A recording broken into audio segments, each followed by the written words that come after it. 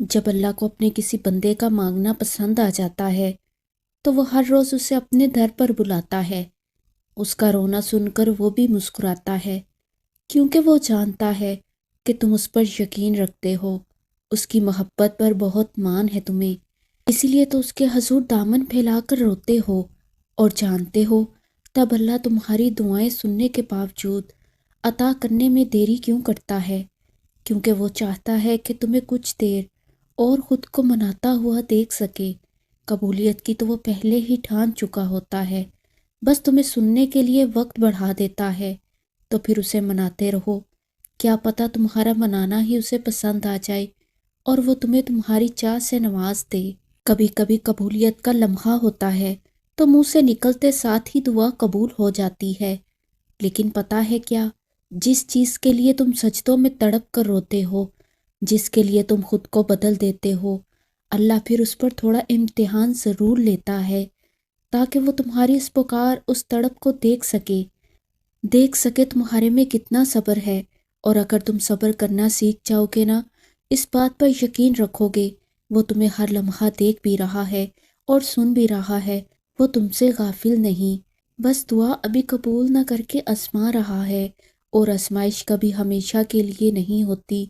اور جب کوئی امید نہ بھی نظر آئے پھر بھی دعا کے لیے ہاتھ اٹھا رہے ہو کہ بس وہی ہے جو دے سکتا ہے، اس کے علاوہ بھلا اور کون ہے جو تمہاری دعائیں سن سکے، تمہاری مدد کر سکے، تمہاری تکلیف کو سمجھ سکے، تمہارے انتظار کی اذیت کو دیکھ سکے، تمہاری خاموش آنکھوں کو پڑھ سکے، تمہارے حلق میں پھنسے آنسوؤں کو بھی بھانپ سکے۔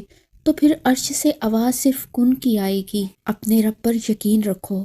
زیادہ سوچنا انسان کو ختم کر دیتا ہے، بس دعا کرو اور سب کچھ اپنے رب العالمین پر چھوڑ دو، جو اتنی بڑی کائنات کو رنگوں سے بھر سکتا ہے۔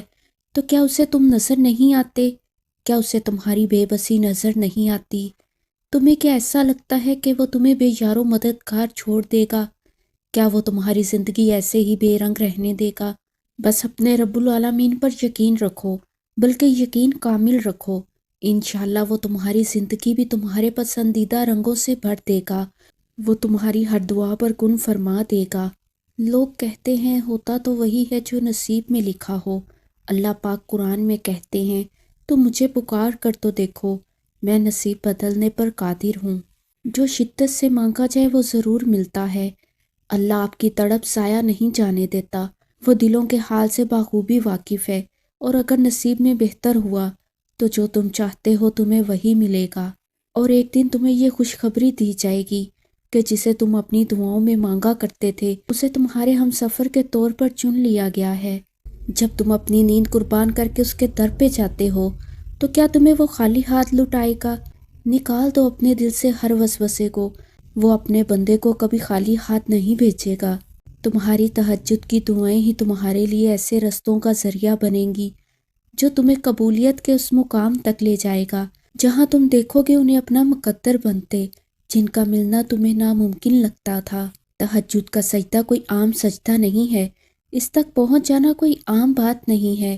اگر اللہ نے تم کو سجدے تک رسائی دے دی ہے تو سمجھو اب قبولیت کی گھڑی نزدیک ہے۔